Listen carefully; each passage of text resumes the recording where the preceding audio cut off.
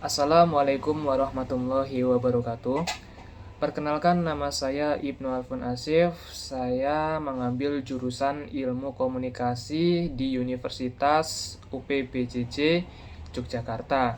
Nah, pada kesempatan kali ini saya akan mempresentasikan terkait dengan pengenalan kita dengan virus COVID-19 ya teman-teman. Jadi ini sesuai dengan arahan Ibu dosen dari pengampu mata pelajaran Bahasa Indonesia. Kita akan mengenal sedikit tentang COVID ya teman-teman. Oke, jadi pada kesempatan kali ini ada beberapa hal yang perlu saya sampaikan terkait dengan COVID-19. Yang pertama, kita harus mengenal nih teman-teman, virus COVID-19 itu apa sih gitu kan ya. Jadi coronavirus disease 2019 atau yang biasa disingkat dengan COVID-19 adalah penyakit menular yang disebabkan oleh SARS virus ya teman-teman. Lebih tepatnya tuh SARS-CoV-2 gitu. Dan itu merupakan salah satu jenis coronavirus ya teman-teman. Terus penderita COVID-19 itu dapat mengalami demam, batuk kering, dan kesulitan bernafas. Nah, terus apakah COVID-19 itu menular gitu? Dan jawabannya adalah ya teman-teman. Jadi COVID-19 itu menular. Nah, menularnya lewat apa nih? Nah, infeksi menyebar dari satu orang ke orang lain melalui percikan atau droplet dari saluran pernafasan yang sering dihasilkan saat batuk dan bersin ya teman-teman. Terus jarak jangkauan droplet biasanya itu hingga 1 meter loh. Jadi kalau kita batuk atau kita bersin gitu, percikan-percikan itu bisa menularkan virus corona ini teman-teman. Dan bahkan percikannya itu malah bisa sampai 1 meter loh ternyata. Terus droplet itu bisa menempel di benda ya, namun tidak akan bertahan lama di udara. Waktu dari paparan virus hingga timbulnya gejala klinis itu sekitar 1-14 hari, dengan rata-rata itu biasanya 5 hari ya teman-teman. Terus maka orang yang sedang sakit, yang suka batuk-batuk atau yang suka bersin itu wajib untuk menggunakan masker ya, demi untuk meminimalisir penyebaran droplet tadi gitu. Terus apa sih penyebab dari COVID-19 itu? Gitu.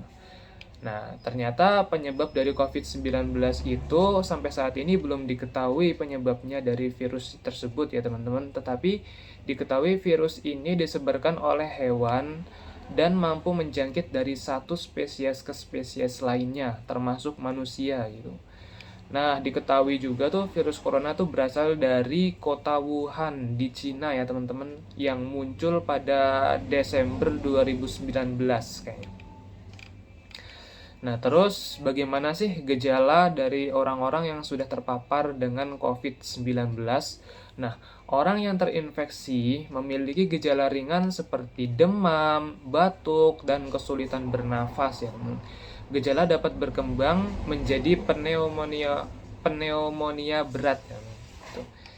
Jadi ya kalau kita bicara masalah gejala tuh sebenarnya gejalanya tuh ya hampir sama aja kayak orang yang flu biasa gitu loh teman-teman. Makanya dari kita di awal-awal pun kan banyak orang yang pada meremehkan, oh orang cuman batuk biasa gitu kan.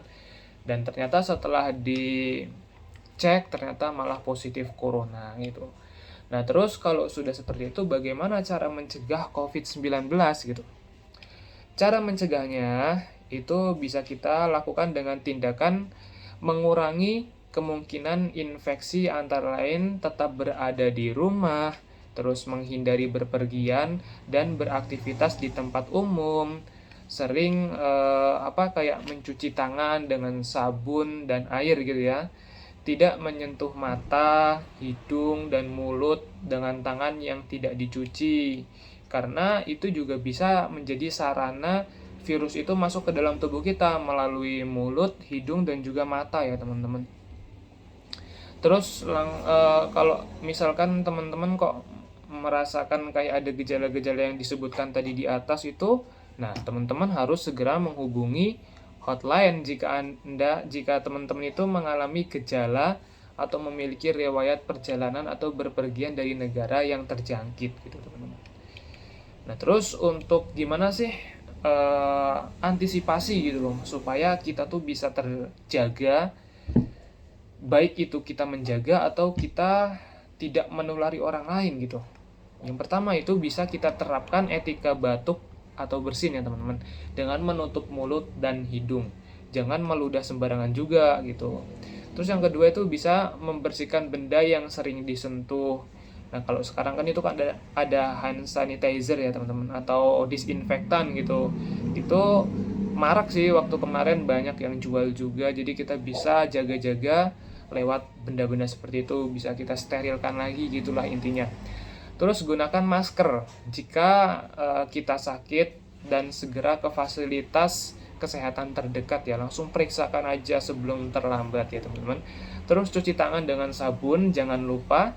Terus konsumsi makanan bergizi dan selalu berolahraga ya teman-teman, supaya sistem imun kita tuh kuat gitu. Terus hindari menyentuh mata, hidung, mulut dan dengan tangan yang belum dicuci seperti yang setelah tadi kita diskusikan. Terus apa sih yang harus dilakukan jika mengalami gejala mirip COVID tersebut di atas? Langsung hubungi nomor layanan maksudnya langsung ke puskesmas tuh juga nggak apa-apa. Yang penting itu kita harus mendeteksi secara dini gitu loh, jangan terlalu berlarut-larut. Tapi kalau misalkan emang kita punya kemampuan atau keyakinan yang lebih bahwa kita bakalan bisa sembuh dalam waktu dekat, ya it's okay lah gitu. Tapi untuk meminimalisir kita menularkan ke keluarga kita atau teman kita atau ke masyarakat sekitar kita, ya lebih baik kita langsung melakukan isolasi mandiri atau bisa juga langsung ke dokter gitu ya teman-teman.